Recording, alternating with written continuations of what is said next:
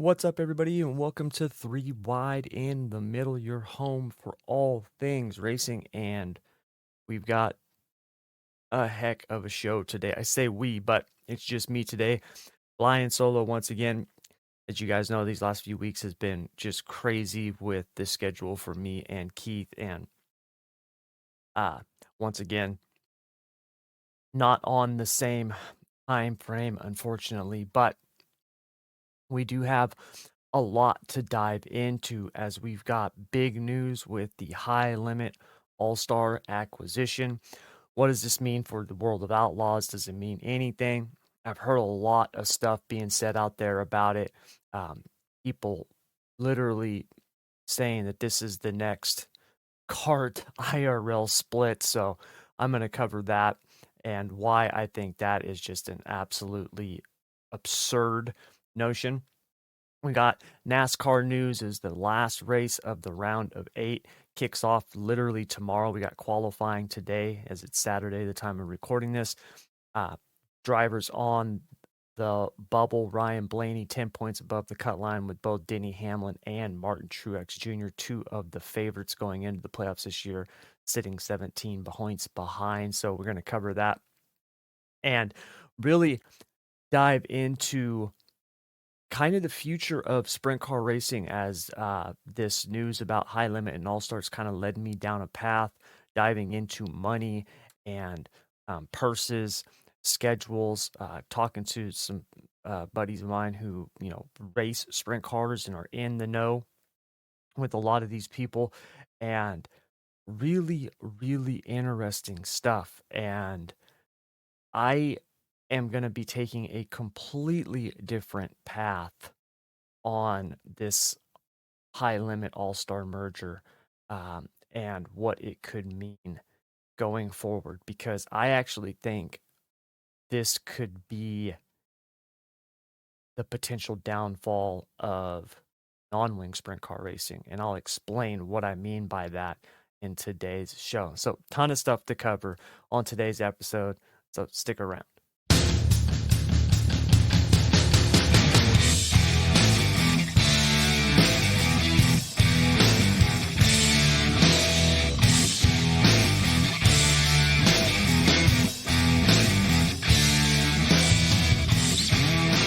All right, so like I said, we've got some big news in the dirt racing world with the high limit all-star acquisition. I'm just going to refer to it as high limit. All right, I'm not going to keep saying high limit all-stars or the merger or anything. When I say high limit, I'm talking about the high limit and the all-stars. Okay. And we're going to dive into that. That's going to be the bulk of the show today, since basically it's just me going to be talking. But before we get into that, I do want to cover a couple of things on the NASCAR front. We did have the race last week at Homestead. Christopher Bell got the win, has locked himself into the Final Four. Bell, I mean, this kid, I say kid, but he's a man, but he just, his ability to win these races. If you remember last year, he did the same thing at the cutoff races, right? He won the Roval race to get into the round of 8. He won Martinsville to get into the Final Four. The guy, when it's crunch time, he's just right there. He was right there at Vegas the week before, just wasn't able to finish it off. Larson got the win. At Homestead, Bell was able to get the win. And if you look at the race, it's not like he was up there dominating the race. In fact, Ryan Blaney was probably one of the stronger cars. Same thing with Kyle Larson, through the first 3/4 of the race. At least the first 2 stages. So Bell gets the win. He's locked into the Final Four, and that essentially gives us pretty interesting situation as we head into Martinsville. So right now, like I said, Bell and Larson locked in. William Byron currently sits 30 points above the cutoff for the Final Four. Ryan Blaney sits 10 points above the cutoff. We will have at minimum one driver point their way into the Final Four. because this is the last race of the round of 8 tomorrow. And, you know, one person wins. That'll at most give us 3 winners. Obviously, there's a chance that we could get a winner who's not currently in the playoffs, and then one's going to point their way in. If we look at those who are below the cutoff line, Tyler Reddick right now sits 10 points below the cutoff line. Martin Truex Jr. and Denny Hamlin are both 17 points below the cutoff line. And then Chris Buescher is 43 points below the cutoff line. One thing I want to say really quick about Buescher, that there is a good chance, I shouldn't say a good chance, but there is a chance that he can go into Martinsville and win this race. Absolutely 100%. Whether or not he makes the Final Four, I think is really irrelevant. I do. The season that they have had has been incredible. It's been incredible. They 100% have built themselves a foundation to move forward on, not only into 2024, but beyond. Now, obviously, what kind of changes will we see to the car next year, if any? I don't know. What kind of changes likely will we see to the tire? I think that's going to be a bigger deal, is with the changes that we see to the tire. Um, One thing we've noticed with, removing the downforce on the short tracks and stuff like that, it doesn't really do much. Okay.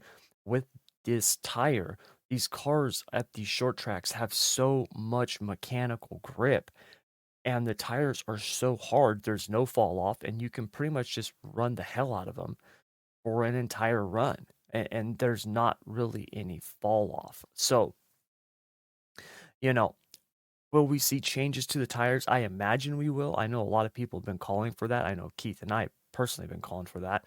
I think that's the two biggest things that NASCAR could do that would yield the greatest results, also the quickest, would be to increase the horsepower and soften up the tire. Okay. And doing those two things alone, I think, would drastically improve the short track package that we've got right now. Because we've talked about it before, it sucks. It's not very good. To even say it's not very good is a compliment. It's not good at all. Okay, it's actually horrible.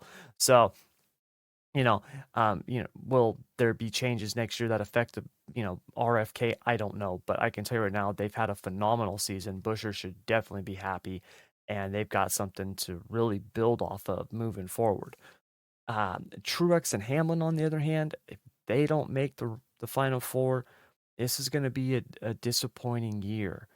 I really thought that Denny Hamlin was going to be in the Final Four and competing for the championship. In fact, I thought this was his year to win.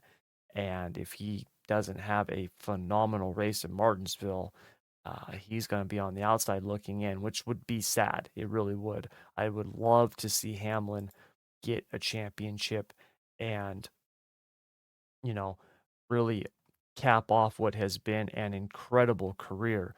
A lot of people call him the Mark Martin of this generation. That, folks, that's not an insult. Okay. Being called the uh the Mark Martin of this generation is not an insult. Yes, Mark Martin did not win a championship in NASCAR, but in the NASCAR Cup Series. But when you look at the career he had, it was incredible. And he is one of the greatest drivers in the history of NASCAR. He is. He's incredible. It just so happened that he came up and was having his best seasons ever during the time of Jeff Gordon and Rick Hendrick. It was one of those things, like, you go back and you look in the 90s at the great players that never won a championship because of Michael Jordan and the Chicago Bulls. He had a 2-year run with the Houston Rockets winning back to back when Jordan was playing baseball. Other than that, it was the Bulls that's who dominated the 90s.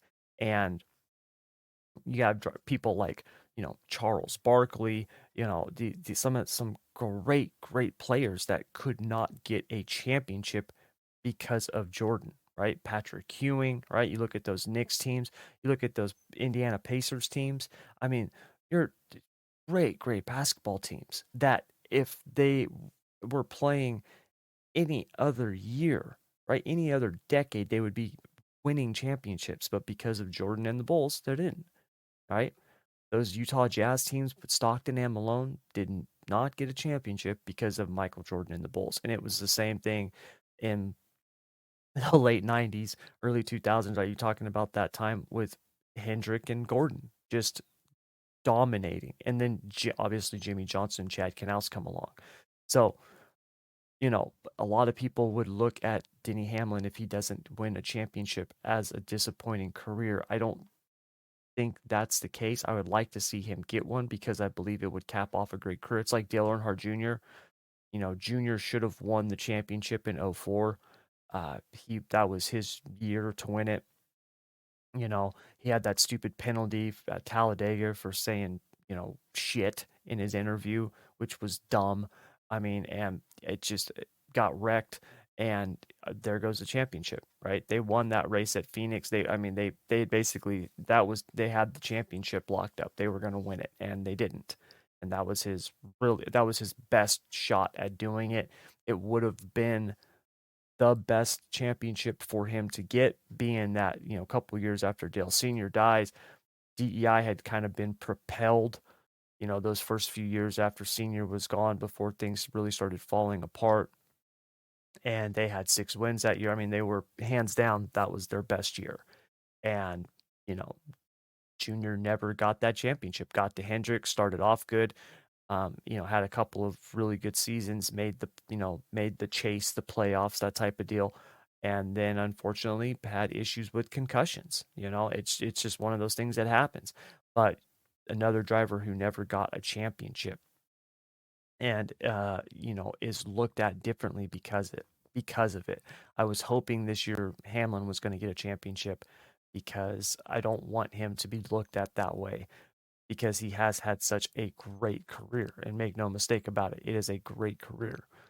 But right now, it is not looking good. So, anyways, just some thoughts on the playoffs. We'll obviously be taking a much deeper dive into the Final Four after we know who those drivers are. We'll be making our final championship picks, heading into Phoenix. But last bit of news in the NASCAR world before we move on to the dirt side of things, because we got a ton of stuff to cover on the dirt side of things.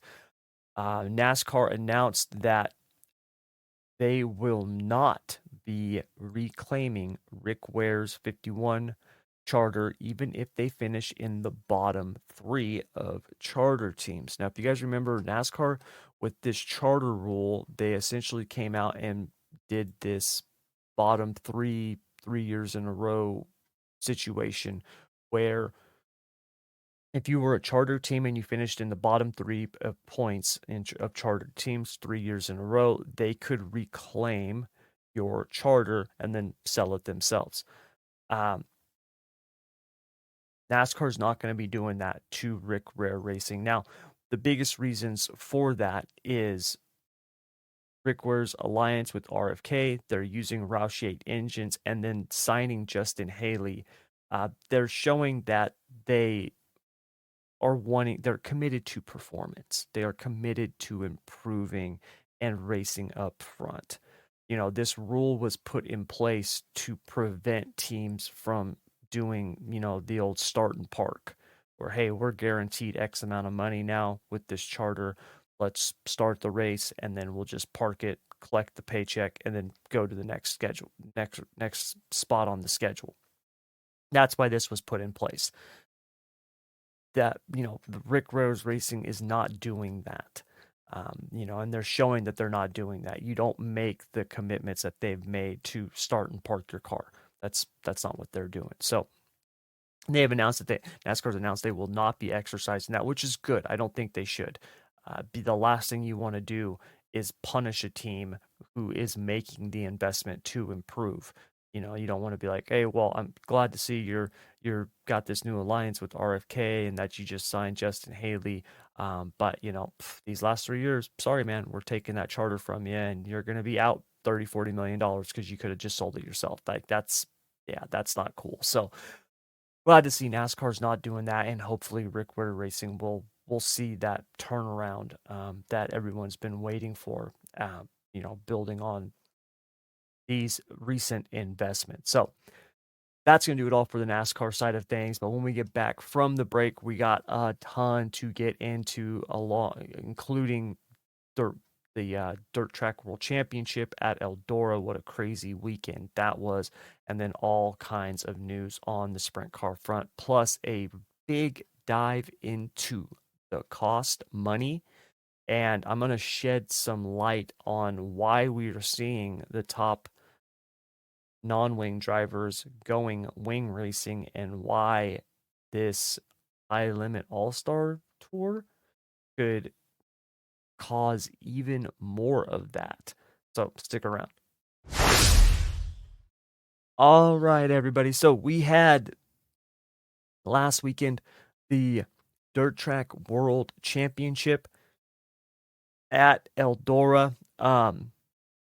It the weather played a huge role in this, unfortunately. Night one, it's like rained out. Then the track was super heavy. It was way too treacherous. We saw these nasty ruts forming. We saw in what was it, the steel block late model series cars I just launched. They stopped the racing because the track was too dangerous. It picked up the following day, and it was still very fast, very bumpy. You had to be on the throttle. It was completely different than what we typically see at Eldora. Now, the race itself was an absolute just battle of attrition. Unfortunately, Ricky Thornton Jr., rough night for him. Jonathan Davenport obviously did not have a great night himself, and he was really one of the he was probably the favorite going into uh, the the event. Superman has really, I guess you would say, dominated uh, Eldora. I mean, obviously, this last year at the World 100, Hudson O'Neal beat him, but Davenport's record at Eldora has been pretty freaking incredible, and he just had it was not the typical Jonathan Davenport weekend at Eldora. We saw uh, a bunch of drivers. I mean, there was, dude, I think there was like 10 cars on the lead lap or something. It was something insane. It wasn't a lot, and the vast majority of the field, had spent time in the pits. Brandon Shepherd, who won the race, was in the pits at the beginning of the race. We saw cars breaking suspensions and losing tires and just craziness because of the track. And coming down to the end, you had Devin Moran, who nobody gave a shot to win the championship. He was like the fourth wheel, man. Like, I mean, people just like blew him off. It was, oh, Hudson O'Neal, oh, Ricky Thornton Jr., Jonathan Davenport. And then it was like, oh, yeah, Moran's made the final four too. Well, he doesn't have a shot. Like, that's how it was looked at. And here we are clicking down the laps, and Devin Moran is in the catbird seat to win this championship. Now, Hudson O'Neal climbs up, gets up there. Those two are battling, and it comes down to the wire as Shepherd is running out of fuel on the last lap. And Hudson O'Neal throws a slider. He ends up getting past Morant. I mean, it was tight, and beats him to the line, wins the championship, and it was a incredible end to the season. For Hudson O'Neal to cap off the year that he had, right? In the Rocket House car, he won the World 100, the first time first time the Rocket House car wins the World 100, and gets the championship at Eldora in the Dirt Track World Championship. This Final Four that they did, it was insane. It was absolutely insane. I remember watching it and I couldn't believe it. It was incredible. I thought Moran was going to pull it off, and Hudson O'Neal came and got the win. So, congrats to him on his first Lucas Oil Championship. Congrats to Brandon Shepherd for winning his fifth dirt track World Championship race, and I think that was his fifth dirt track World Championship win, and I think he now ties the record with who is it? Freddie Smith in the 43-year history of the race. So B-Shep, the year started off rough for him. They were not doing very good at the beginning, but going from Rocket to Longhorn, they've got things figured out, and he is looking good. I think they are going to definitely be contenders for the championship next year, no matter what they run. Okay.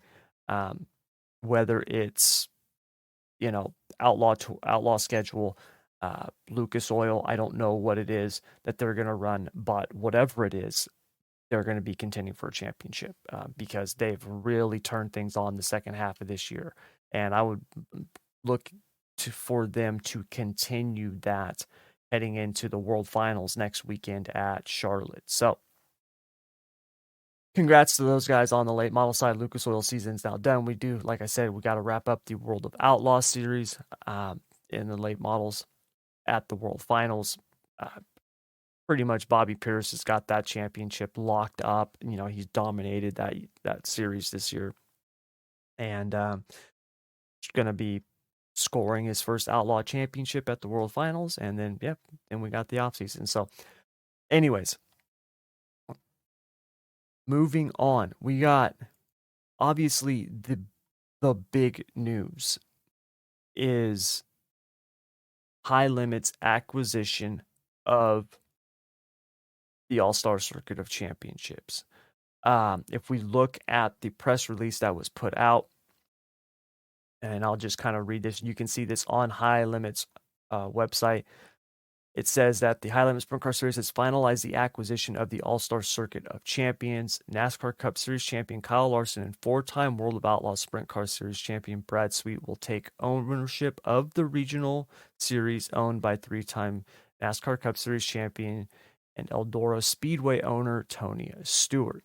Sprint car racing is in a better place today because of the contributions Tony has made, including his ownership of the All-Stars, Larson said. He's committed to giving back to the sport and has been an inspiration to me personally. Brad and I share his passion for making the business side of the sport better for teams, drivers, and sponsors, and we're thankful for Tony's trust in us to carry on what he started. Stewart purchased the All-Stars back in 2015. He basically did it because the series was going to die. I mean, that was pretty much why he did it, and he came in, revitalized it, and has really carried on. If you want to read the rest of the press release, you can. In it, Stewart basically says like, hey, some series don't care about their drivers and teams. Larson and Sweet do. Taking a shot at the World of Outlaws. This brings into question all sorts of things because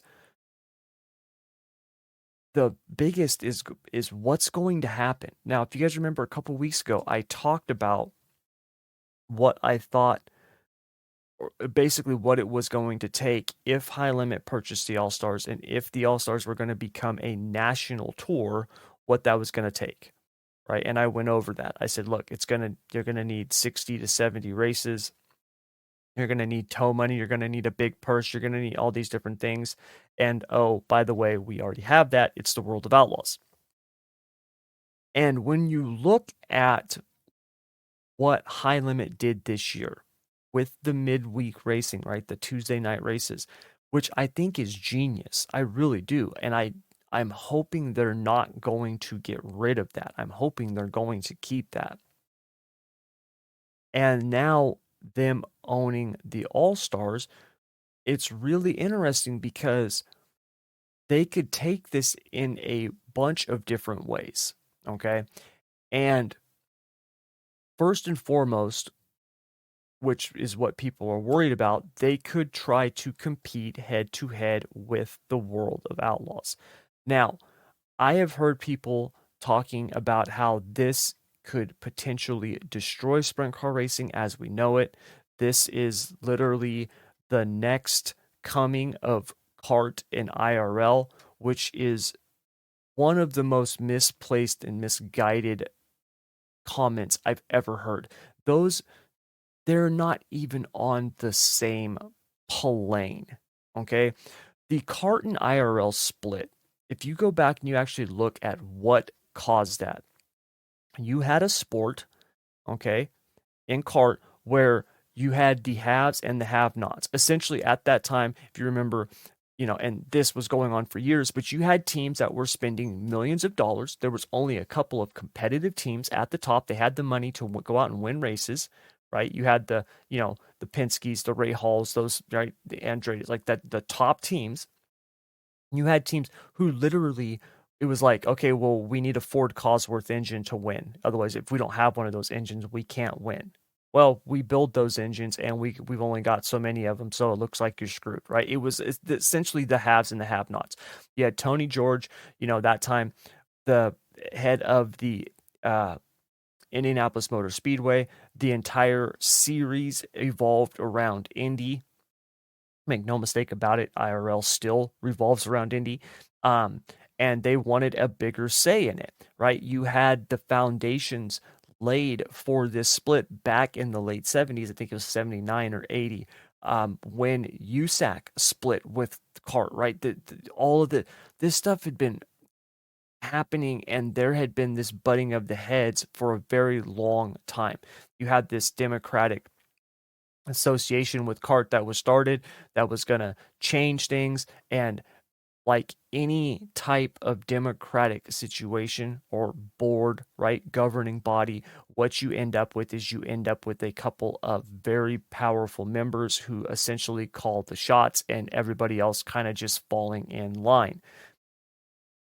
Right, Tony George wanted to go oval racing. He wanted to be more on the US side of things, where you had these kart guys who wanted to take the sport, internationally and compete directly with Formula One, which was a stupid idea, right? Why try to go be like everybody else, right? Like it was just a dumb idea. And Tony George made a lot of very good points. Tony George also wanted more control and input, right? Let's make no mistake about it. This was not like we had these saints out there whose only interest was protecting the sport. This was absolutely about power and control and setting themselves up and looking out for their own self-interest. And there's nothing wrong with that. I tell people this all the time. There's nothing wrong with people looking out for their own individual self-interest. What you want to do is you want to make sure that you have enough of those people whose self-interests align with the good of everybody, because that's when you see real progress and real innovation and steps forward. When you've got a couple of powerful teams or a couple of powerful individuals who have these self-interests that go against what the sport is trying to do, you end up with these crazy splits. And that's what we saw with CART and IRL. This had been brooding for years. You had two completely different philosophies on what they should be doing and who should control what. It was doomed from the beginning. Imagine NASCAR, for example, right? Is that you got this series, and then the Daytona 500 is owned and controlled and ran by USAC, right? And then USAC is also wanting to be more involved and have more of a say in the future of NASCAR. I mean, how long do you think that is going to last? Not very long, right? There would be a split happening. Okay. And that's what we saw in the whole CART IRL thing. Now, the USAC thing was already off, that had already happened, but the groundwork was laid. And then you had these two competitive factions butting heads on what the sport should be doing and where it should be going moving forward. And it was doomed to fail, doomed to fail. We don't have that in sprint car racing right now. Let's not pretend like the World of Outlaws, okay, and High Limit are completely diametrically opposed on what the sport should be doing moving forward. Yes, Sweet and Larson, they think payout should be higher. What driver doesn't think that, right? They think purses should be higher. They think there should be more money going to the drivers and teams. I agree with that. I absolutely do. When you look at the fact that we had, essentially $10,000 payouts when the Outlaws started back in 1978. I mean, like, come on now, let's raise that up some. When you look at the costs to run an outlaw sprint car team, that is something we've got to see closed in terms of the gap, what these teams bring in and what they are spending, because you cannot make everything dependent upon sponsorship money. Yes, you've got to have sponsors. Yes, that money definitely helps, and you've got to have some of that coming in to be able to run these top series. I'm not saying that any, independent Joe Schmo with a black car and a number, right? Just no sponsors should be able to show up and compete with the Outlaws. That's not what I'm saying. What I'm saying is you should not have, 7 or 8 teams where it's essentially like, hey man, if these guys lost their big sponsor, right? If Hod and Shield loses NOS, what are they going to do? They're not running a full outlaw schedule, I can tell you that much, right? They're not just going to be just dumping money into a black hole. So you've got to have that gap closed. Okay? You just have to. And I think High Limit wants to do that. I think with what we have seen with streaming and the money coming in, I think we're going to see that on the High Limit side. Now, it brings up a very interesting talking point, because is there enough high-level sprint car teams to essentially field 2 national series, right? Now, a lot of people have talked about, well, hey, look at the Outlaws and the Lucas Oil late model series. If you look at those and you look at the number of cars, right, the number of drivers, teams that are essentially quote unquote full time, right, running those series, they've committed to running those series full time, you're looking at roughly, it's like 38, 39 drivers. And it's almost split right down the middle. It's like, half and half. I think it's like 15 in the Outlaws, 14 in Lucas Oil. Okay.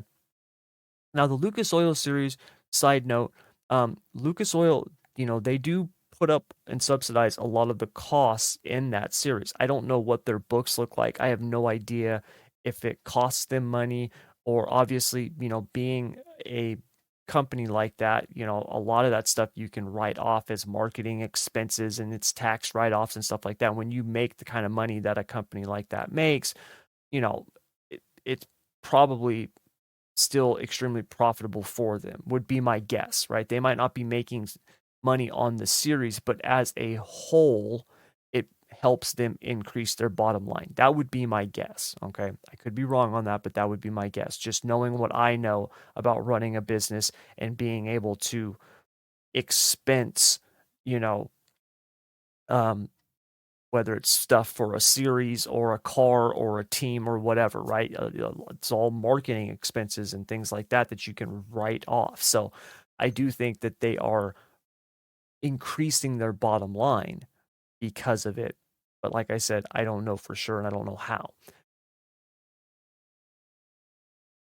When we look at the number of late model teams, right? When the late models, it's a whole lot more popular than the sprint cars, okay, than the wing sprint cars. If you look at where late models run and regional late model racing, especially when you get out to the Midwest and the South and stuff like that, there's far more late model racing than there is sprint car racing. Obviously, sprint car racing is huge when you look at Ohio, Pennsylvania, Indiana. Now, Indiana is still more non-wing, but still, there's still big sprint car racing there. West Coast, obviously, California, sprint car racing is huge out here.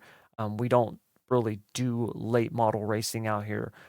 We've got, modifieds, right? IMCA is bigger out here, but there's no big late model racing out in California, right? It's almost non-existent. The last time I saw a late model on a track here in California, a guy, he owned a late model and a modified. He was racing the modified. They let him hot lap the late model by himself because he had a big race that he was going to like the next week in the Midwest, and he wanted to get some laps on a new motor or something. Like that was like the last time I saw a late model on the track here, and that was probably 15 years ago. So late model racing is not big out here. But when you look at the cars and just the total number of cars, especially when you start talking about like super late models and stuff like that, there's a lot more of those than there are sprint cars. And when you look at payouts and purses and whatnot, the money side of things, the late models seem to be doing a little bit better. All right. Just for my general observations, I don't have any, diehard stats and numbers on that, but just everything that I've seen and looked at, it seems that the late model stuff is a little bit better. They definitely have more big money races and things of that nature, but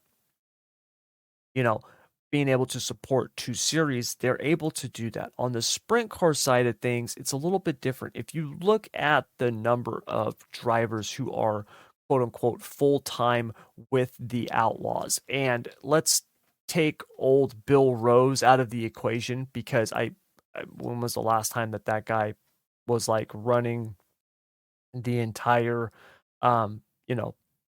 schedule? How many races has he even ran?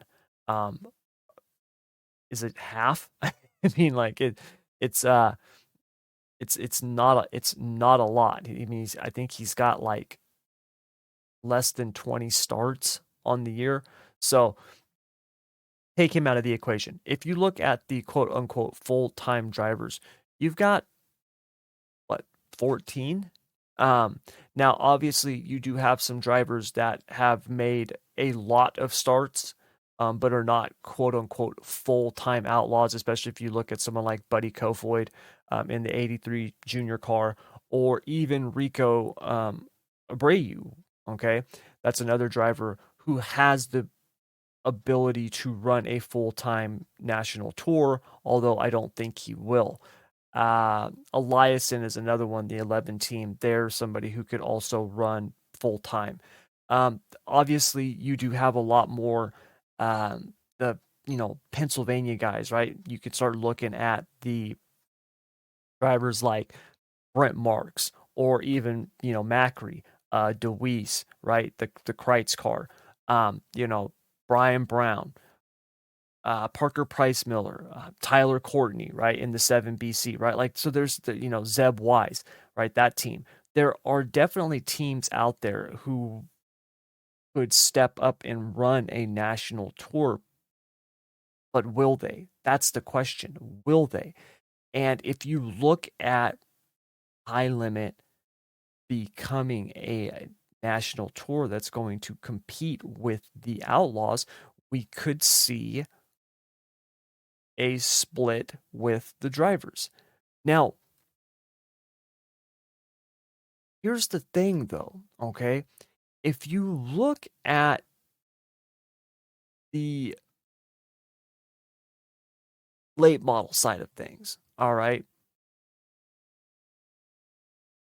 there is far more crossover with the late model drivers than there is with the sprint car drivers.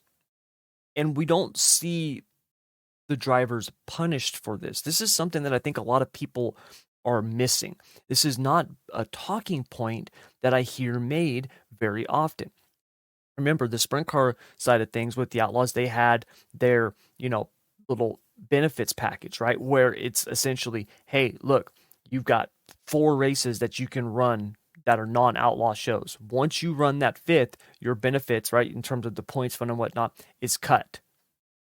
And then if you cross that next threshold, which is like 10 races or 8 races or whatever it is, it's cut again. You don't have that on the late model side. You don't see that on the late model side, right? Bobby Pierce, who will win the Outlaw Late Model Championship, He ran a ton of races with Lucas Oil. He's got 5 wins with Lucas Oil. He was in more than 11, like more than 10 features. He's not getting punished. Brandon Shepherd, right? He ran 23 features with Lucas Oil this year. He's third in the points with the Outlaws. There is almost every outlaw driver on the late model side has ran a ton with Lucas Oil. Tanner English did, right? Let's see. Brant Larson, Kyle Bronson. Every one of them ran a significant. They ran way more than 4 races. So I don't understand why the sprint car side of things we've got to have this rule in place. I don't get why we've got to have that with the sprint cars and not with the Outlaws. Another thing, if you look at the number of late model races with the Outlaws, it's half. It is literally half of the sprint car races. It's half. There's like 70 on the sprint car side, and it's like less than 40 on the late model side. That's a big, big difference. Now, I understand the World of Outlaws, it started with sprint cars. That's its thing, right? That's what got it going. In 1978, when the Outlaws started, it was a sprint car series. It wasn't a late model series. I get that. But to me, a lot of this seems like the Outlaws are really shooting themselves in the foot because they're restricting what their drivers can do, what the teams can do, when really all the teams want to do is race and make money. That's what they want to do.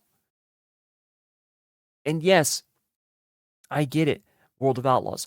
You want your drivers to be with your series. I understand that.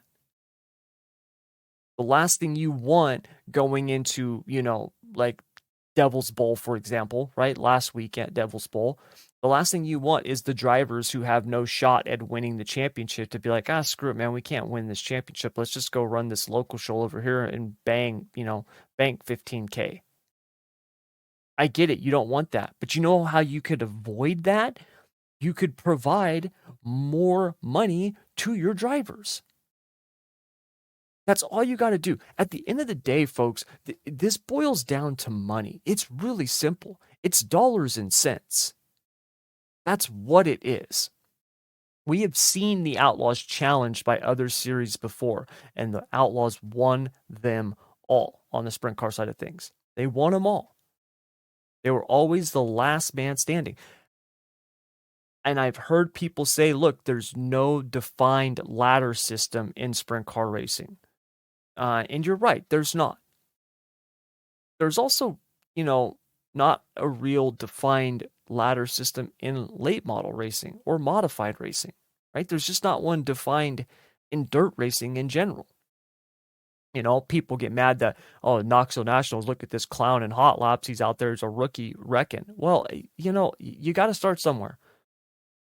And every driver, even Brad Sweet, right, the 4-time defending champion, probably going to win his 5th championship this year, was a rookie in a 410 sprint at some point. So I don't think there's any way to get rid of that. And having a quote unquote ladder system, right now, I think what we've had is the closest thing that we've ever had to a ladder system where you can run regionally, whether it's, at your local track, and then you have regional sprint car series. Like out here in California, we've got the King of the West. We've got the SCCT, which is a 360 series. You look at Pennsylvania with all the stuff that they have with their track championships and their track, their regional series and stuff like that. And then you've got the All-Stars, which is still a regional series, but it's on a much bigger scale. It is traveling, it is moving around. And then you've got the Outlaws. And for the All-Stars to be, step up, right? When we're talking high limits acquisition of them, for them to now be a national tour, and compete with the Outlaws. If that's what happens, I don't think that's a bad thing. And I think if you could have those two series, do you have to run every weekend? You know what I mean? Like, these guys run a ton. They really do. But I would say give them the opportunity to choose to run that much. If you got somebody who wants to go out and run 100 races, then by all means do it. But don't force them to run 100 races in your series. That's my thing. Is it going to kill the Outlaws if they pare back to 50 races, right? Is it going to be the end of the world if they pare back to 50 races? And then open it up and say, hey, you guys, if you want the points fund and whatnot, you got to commit to running the Outlaws, but you can also go run other series, right? You can go run other events. We're not going to put a cap on what you can do. Because I really do believe if the Outlaws didn't have that, we wouldn't see this. Because like I said, it's about money, which brings us to the next portion of this episode. Now, when it comes to the money, this is really, and when we look at the series and the drivers, right? Are there going to be enough drivers? I mean, when you look at it, right, we've talked about it. Could there be enough and all these different things? When you look at the money side of things, and who this could really hurt, I actually have a completely different view on this than the vast majority of people out there. Because I don't think we're going to see the, quote unquote downfall of wing sprint car racing, right? If High Limit goes to a national tour, what I think we're going to see is actually the downfall of non-wing sprint car racing. I think this is going to hurt USAC. I really do. And I know that is not something that people are talking about, that has even been brought up. But to me, that's who I see getting hurt the most by High Limit, because there is an enormous pool of top level known talent, right? When we start looking at the USAC drivers, when you look at a Justin Grant, a Brady Bacon, a Emerson Axum, right? Thomas Meserol, Mitchell Moles, Kevin Thomas Jr., Logan Seavey. When you start looking at these guys that are known for their USAC chops, right, and what they do in the USAC sprints or the Silver Crown or the midgets, a lot of these guys have done wing races. And I would not be shocked to see a lot of them go full-time wing racing in the next year or two. And I'm going to break this down for you so you know why. Because we've talked about this in the past before. Me and Keith have talked about the money side of things. We've talked about how we miss seeing Tyler Courtney running the midgets and the sprint cars. But when you look at the numbers, when you look at the money, there's no reason, or there's no wonder why. There's no hiding it, right? When you see the numbers, you're like, oh, that's why Buddy Kofoid is running a wing car so much, right? Like, that's why Tyler Courtney went and ran full time with the All-Stars the last few years.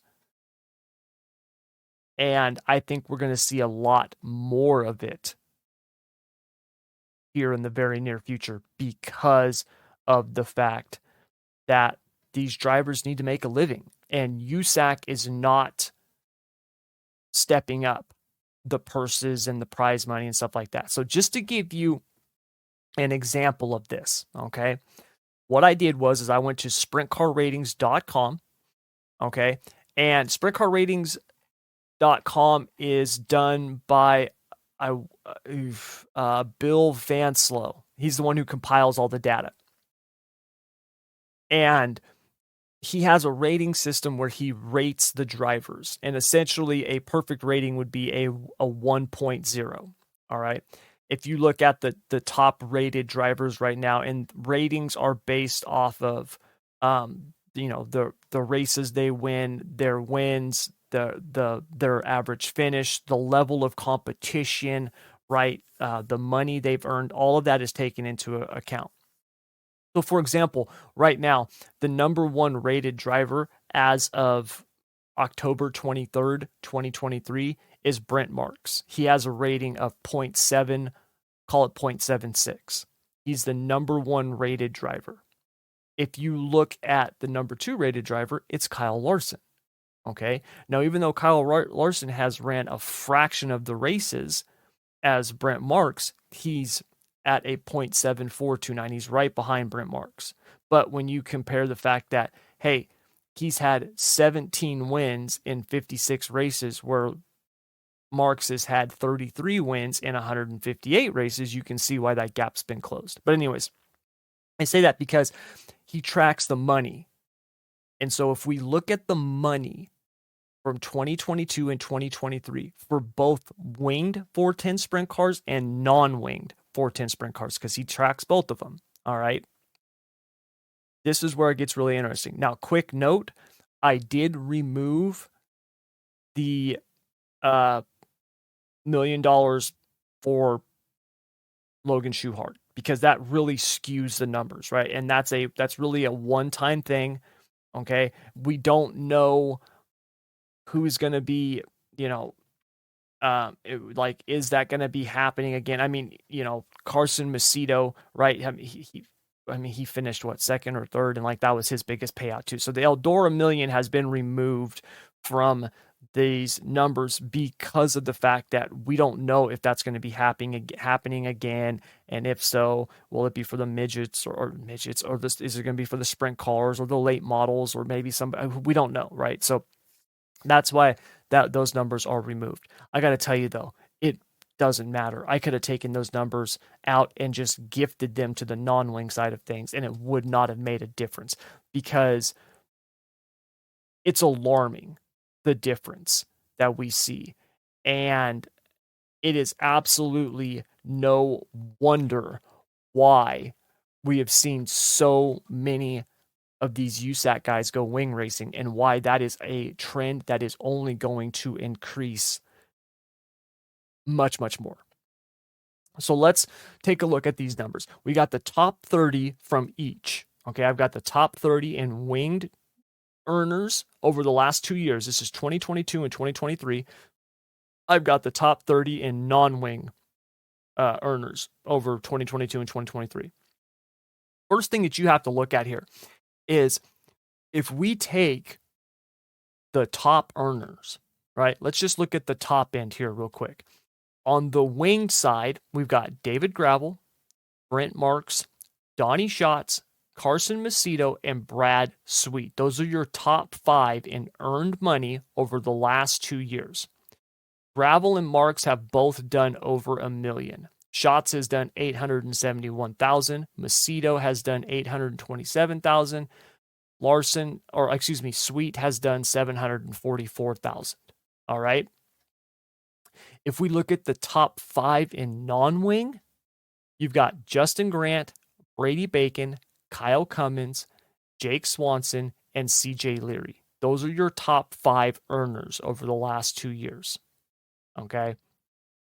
Justin Grant, at the top of the non-wing, has earned $264,000. Bacon's at $241,000, Cummins at $211,000, Swanson at $201,000, call it $201,000, and CJ Leary is just under $200,000. He's at $199,975, call it $200K. That is a massive discrepancy. Massive discrepancy. If we look at Justin Grant at the top at $264,000. Keep in mind, Justin Grant just locked up the non-wing sprint car championship for USAC because Red Dirt Raceway got rained out. He would be number 25 on the wing list. That's it. He would be ahead of Kerry Madsen, Justin Sanders, Corey Day, who is a high school kid who runs regionally out here in California, right? Granted, Corey Day did win the Gold Cup this year, but still. Parker Price Miller, Brock Zierfoss, and Hunter Schurenberg. That's who Justin Grant would be ahead of. He would be behind Jacob Allen, who hasn't even ran the full season this year. Aaron Reitzel, Corey Eliason, Lance DeWeese. I mean, it's insane. Now, one thing to note, and this is where numbers can be funny, and I can make these numbers look any way that I want. Because one thing to note is we can be like, well, Tommy, I mean, over the last 2 years, right? Justin Grant, the highest money earner in the non-wings, he's only run 90 races, where Gravel has run almost twice that many at 153. So true, a lot more winged races, okay? A lot more winged races, which means your opportunity to earn money is also greatly increased. But if you look at it based on a per average, it's still not even close, right? Where you've got David Gravel, and let me calculate this real quick. So if we look at Gravel's total money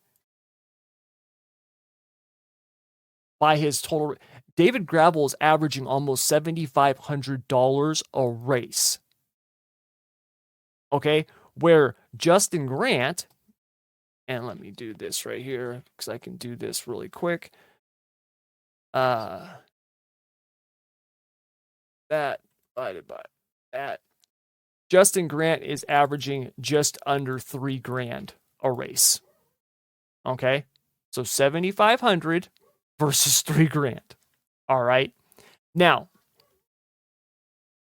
once more, right? We can make the numbers look all kinds of ways. So let's kill some more arguments here. Tommy, that's David Gravel, the top, right? I mean, what about the rest of the field, right? Because the top drivers, of course, they're doing phenomenal. Of course, Kyle Larson's crushing it because he only comes out and runs the biggest races, right? So that kind of skews the numbers. Okay, well, let's take another look here. If you look at it based on, let's look at the bottom drivers, all right? The bottom of this top 30, okay? If we look at the bottom 5, like I said, you've got Hunter Schurenberg, Brock Zierfoss, Parker Price Miller, Corey Day, and Justin Sanders. Keep in mind, Corey Day and Justin Sanders are for the most part regional drivers. Yeah, they run some outlaw stuff or they ran some high limit stuff this year, but for the most part, they're out here on the West Coast in California. Okay, like it's not like they're running full-time outlaw or full-time even all-stars. Okay? Those guys, Sanders averaged over 3K, Corey Day 2,800, Parker Price Miller 1,800, Brock Zierfoss just under 1,400, and Hunter Schurenberg right about 1,600. That's per race. That's the money that they're earning per race based on winnings. All right. Justin Sanders, who's at 3K per race, he averages more money per race than all of the non-wing drivers. All of them. He averages more than Justin Grant, who's at the top of the money list in the non-wing sprint cars. Corey Day averages more than all of the non-wing drivers except Justin Grant. So Brady Bacon, who's the number 2 money earner, averages per race less money than Corey Day. And Bacon has ran 92 races and Corey Day has ran 86. Corey Day has 15 wins over the last 2 years. Bacon has 16 wins. And Bacon is a full-time USAC driver. You're talking about basically a national tour. All right, I know it's more regionalized because of that type of racing, but still. Okay, that is considered a national tour. Corey Day is out here running King of the West. Yes, he ran the Outlaw Swing and stuff like West Coast Swing, but ran a few All-Star races, but he's doing King of the West. Some of these other drivers, right?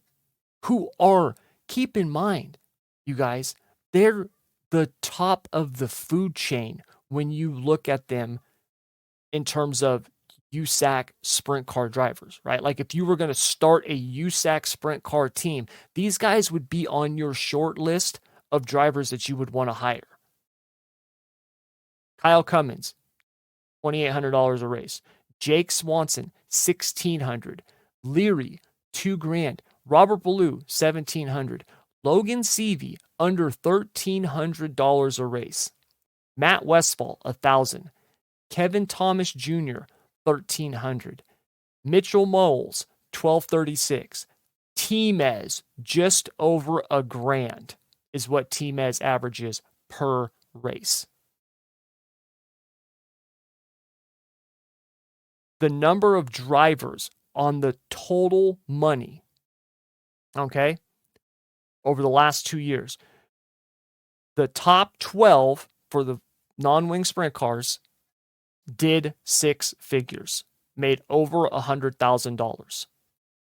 That's Grant, Bacon, Cummins, Swanson, Leary, Ballou, Axum, Seavey, Rogers, Westfall, Kevin Thomas Jr., and Chase Stockton. Ricky Lewis was close. He was at 92,000. Okay, that's total money. Total money. The lowest driver in the top 30, Hunter Schoenberg, did 194,000. He did more than everybody minus the top 5 on the non-wing side.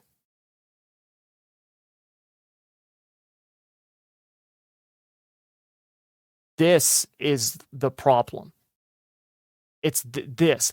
Everyone's talking about how this high limit all-star thing, how it's going to hurt the World of Outlaws. I don't think it's going to hurt the World of Outlaws. I think it's going to crush USAC. I really do. We've already seen a lot of these USAC drivers going wing racing. We've seen it. We've absolutely seen it.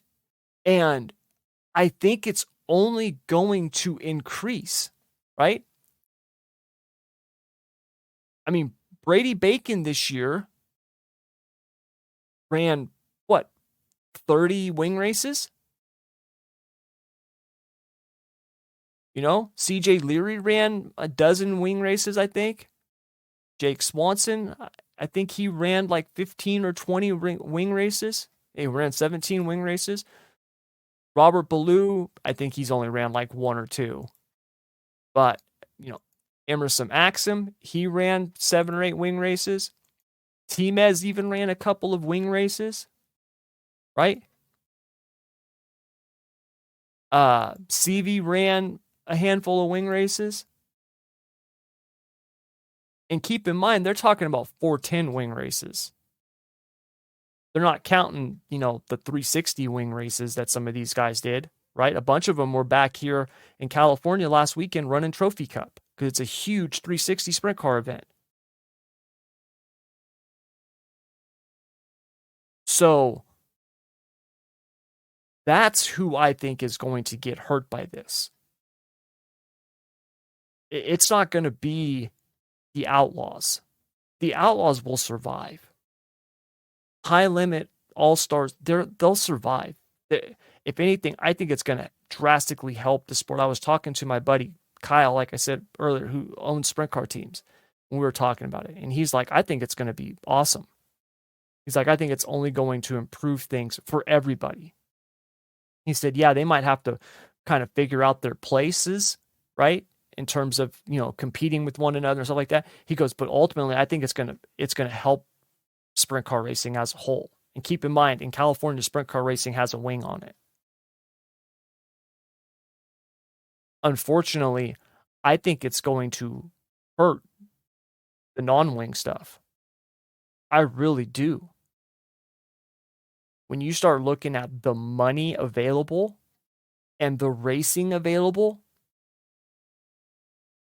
because that's the thing, you guys, you got to look at this.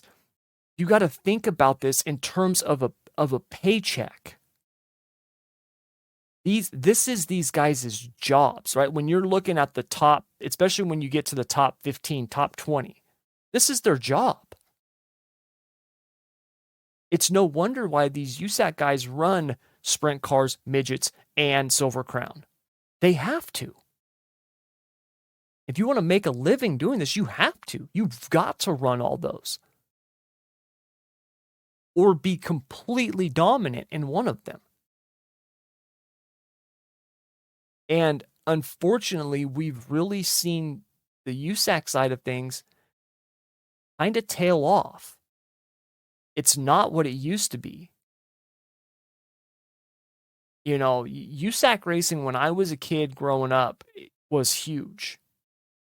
It was huge. That was the path to Indy, you know, to bring this kind of full circle. You know, the whole kart IRL thing, that, you know, IRL kind of opened up to, you know, as a path for a lot of these USAC guys to find their way to Indy. It's not just, you know, not just the Indy 500, but IndyCar racing. And we saw Jeff Gordon go to NASCAR. We saw Kenny Irwin go to NASCAR. We saw Tony Stewart go to NASCAR, right? Casey Kane, NASCAR, right? We've seen a lot of these big time dirt USAC guys going to NASCAR. And now when you look at it, you know, USAC midget racing is essentially, it's a stepping stone. It's where you've got kids with talent and parents with money buying rides, right? Yeah, you've still got the Justin Grants and the T Mezes and the Logan C. Like, you've still got those guys who are hired, right? Who are being paid X amount of money, whether it's a percentage of the winnings or a salary, whatever it is. But midget racing is not what it was. It really isn't. When we were running midgets out here, when I was working on midgets and running midgets, I remember running a USAC Western States show, and there being 40 cars for a USAC Western States show. It wasn't the National Midget Series, it was the Western States.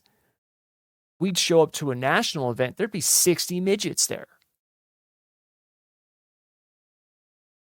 Now, that's not the case. And the guys who were running them were legit drivers. Legit drivers, right?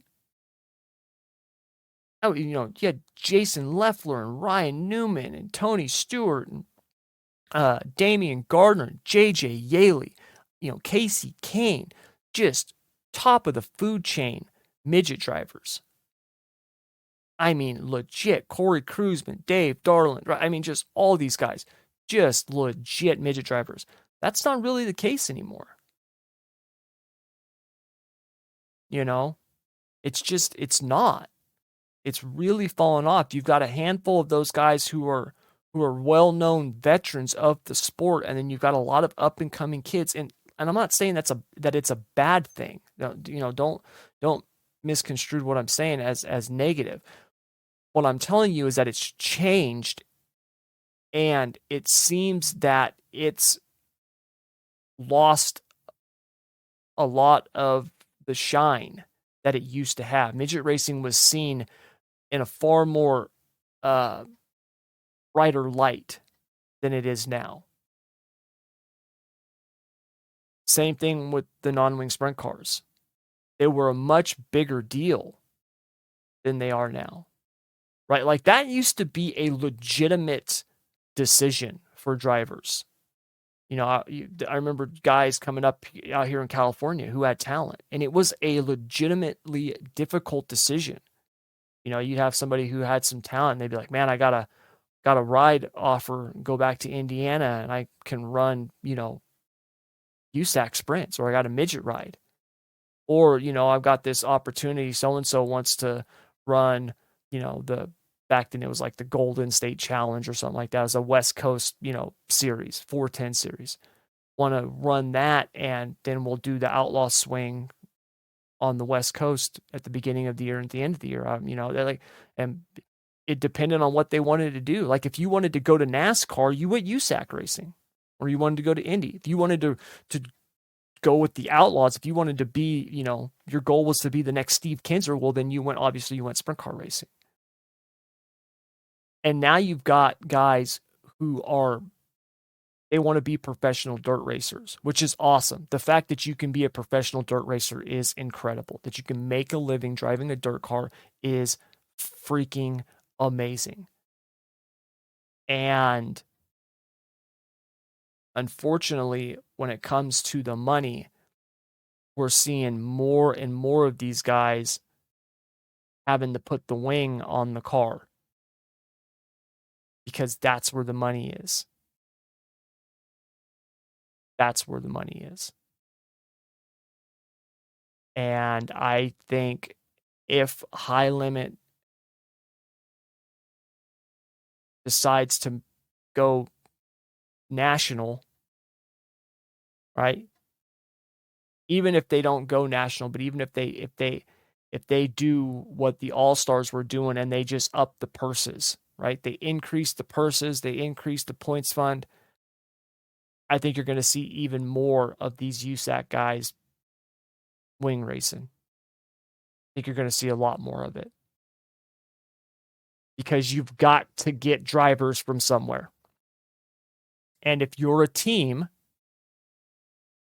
and you've been operating regionally, and now all of a sudden you've got this opportunity to run more of these races and earn more money and do what you love, but maybe your driver, right? Maybe he's good, right? Out here, he's good for California, but he's not a national level driver. Well, now maybe you go get yourself a Kevin Thomas Jr., a Logan Seavey, a Brady Bacon, right? A T-Mez. Maybe you go get one of those guys and say, hey, how'd you like to run 40 or 50 wing races this year? You'll make a lot more money. Because when you look at a difference, right, in terms of the top 30 in payouts, if you looked at it on an average race, on a per race basis in terms of money, the top 30 in non-wing sprint cars average $1,200 in earnings. The top 30 in wing sprint cars average $3,500. That's 3 times the amount. And last time I checked, those wing cars don't cost 3 times as much to run as the non-wing cars. In fact, it's pretty close in terms of budget. Pretty close. The wing cars are a little bit harder on the motors because you've got that wing. And then you've also got to get the wing, right? Got to get the wings. But overall, they're pretty much the same car. I mean, it's not like it used to be where you could literally just take the wing off and do a non-wing race the next day. You just blocked the difference, set it up different. It's not like that anymore. I mean, they're 2 distinct cars now. But for the most part, if you're a non-wing driver, right, or you own a non-wing team and you want to go wing racing, you can do that. That's feasible. And if you have another potential series that wants to operate, on a big time level like the World of Outlaws, or maybe not as big as the Outlaws, maybe it's just the All-Star level or bigger than what the All-Stars were, that's going to put out a whole lot more opportunity for drivers to make not just money, but good money. Because if you can average, think about this, if you can average $2,000 a race, well, now it's just simply a numbers game. How many races do I need to run to make $2,000?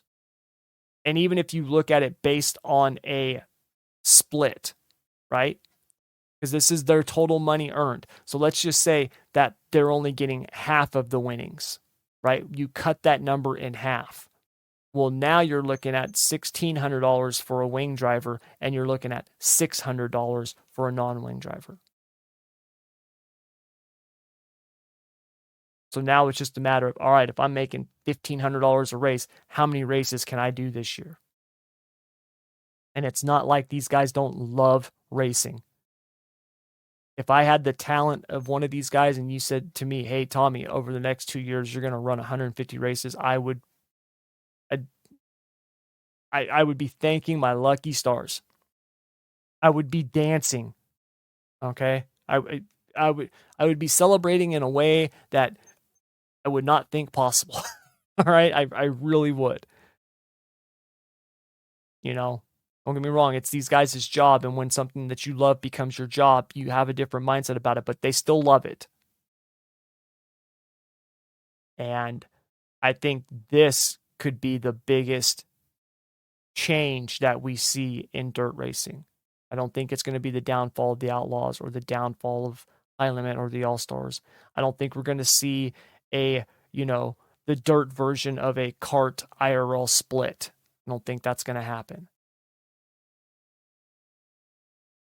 What I think is most likely is we see a lot more USAC guys going wing racing because obviously they're talented drivers. It's just a matter of adapting to that style of racing. And when you look at someone like a Tyler Courtney, who, just hit the ground running and is now one of the best wing sprint car drivers in the country, right? Obviously, he's uber talented, but when you look at someone like that who was able to do it, you look at a Buddy Kofoid, right? Like these guys who have made that switch, there's a lot of other drivers that have got, a similar talent level or close to it who can do it. If I owned a wing car, I would not have any reservations about putting a T-Mez or a Logan CV or Emerson Maxim in my car, right? Or a Justin Grant or a Brady Bacon or, something like that. I'd gladly put them in my car. Gladly. And I think you're going to see a whole lot more of that. Because when it comes to the financial side of racing, and make no mistake about it, money is, as Christian Horner said, cash is king. And when you're looking at literally a 4-to-1 disparity in terms of money earned, right? The average for the top 30 in wing drivers over the course of 2 years in terms of earned money, the total, $485,000. The average for the non-wing guys, $98,000. That's a huge discrepancy. That's a chasm. So that, I believe, is going to be the biggest potential change in sprint car racing. I don't think it's going to be the end of the Outlaws. I think it could potentially be a big downfall for USAC.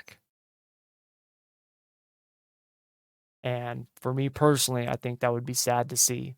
I know there's not a lot of people out there who like non-wing racing anymore. I've heard a couple people be like, yeah, if you're outside of Indiana, you don't want to watch it. But that's not true. I still love it. There are some of us that still love that form of racing. But unfortunately, it's getting buried by wing racing. And it looks like it's not going to continue with the shovel. But it's going to basically be done with a backhoe and a dump truck. So that's going to do it for this week's episode. I know we covered a ton, but I really wanted to get into all this stuff, especially the whole merger with the All-Stars and High Limit and what could it mean. Obviously, there's a lot of stuff that's going on behind the scenes, and we'll know more when scheduling comes out and what the intentions of High Limit are. I think after World Finals is when we'll definitely learn some more. I do have a little bit of an insight, or I shouldn't say an insight, but an in to the higher ups of High Limit and the All-Stars. Hopefully I might get some news here in the next couple of weeks, so which would be cool. And if I do, I'll definitely share that with you guys. But yeah, for now, that's pretty much it on the merger.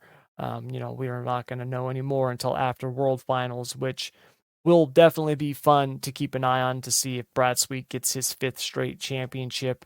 What a story that would be. 5 straight Outlaw championships, then you ride off into the sunset and run your own series. So we'll have to see if that's the story that they're going to go with. But anyways, you guys, that's going to do it all for this week. Thank you very much, as always, for joining me. We'll be back next week. Please download, like, share, subscribe, all that other good stuff. Let me know what you think of today's episode. Shoot me a message or comment. If you want to ask us a question, ask3wide@gmail.com. Just whatever. Get it out there. Keep doing what you're doing. Keith and I really appreciate it. And we'll be back here next week to do this all over again. So until then, as always, have a great weekend. Take care.